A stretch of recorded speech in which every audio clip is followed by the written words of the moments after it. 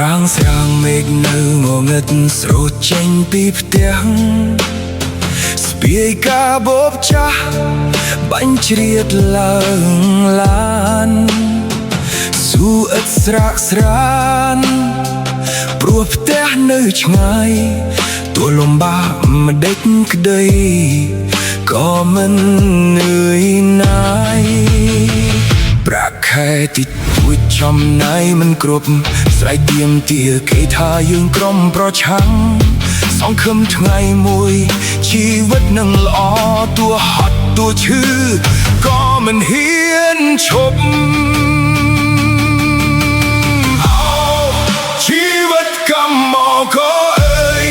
ខំដើម្បីតែមួយចំអែតជិះឡានចង់អៀតប្រថុយជីវិតរាល់ថ្ងៃគ្មានអ្នកណាគេឮសំឡេងឈឺចាប់គេមិនដែលខ្វល់ព្រោះមិនមែនជាគេដែលរងទុក្ខលំបាក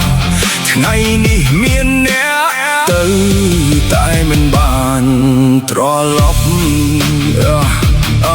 ស្បែកជើងរហែកនៅពាក់ធ្វើការពិបាកយ៉ាងណាក៏មិនដែលធ្ងោក្ដីស្រមៃតូចត្រូវទ្រាំរក្សាកូនទន្ទឹងចាំម្ដាយប្ដីទន្ទឹងចាំប្រពន្ធតែអ្នកខ្លះបាត់បង់គ្មានថ្ងៃជួបវិញសំឡេងស៊ីរ៉ែងសំឡេងសែនព្រៃផ្សៃមានអ្នកត្រូវខ្សែចាក់លោកហើយដំណឹងអាក្រក់ទឹកភ្នែកស្រអិតស្បើយខំទាំងលំបាកតស៊ូធ្វើការឲ្យលើសង្ខារក៏គ្មានជីវិតកម្មករអើយ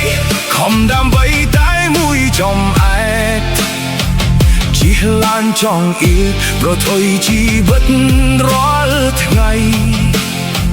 គ្មានអ្នកណាគេឮសំឡេងឈឺចាប់គេមិនដែលខ្វល់ព្រោះមិនមែនជាគេដែលរងលំបាកថ្ងៃនេះមានអ្នកទៅតែមិនបាន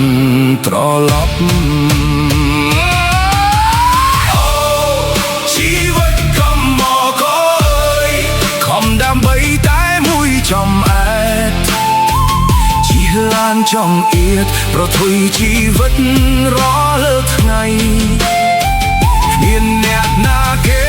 ឮសំឡេងឈឺចាប់គេមិនដែលខ្វល់ព្រោះមិនមែនជាគេដែលរ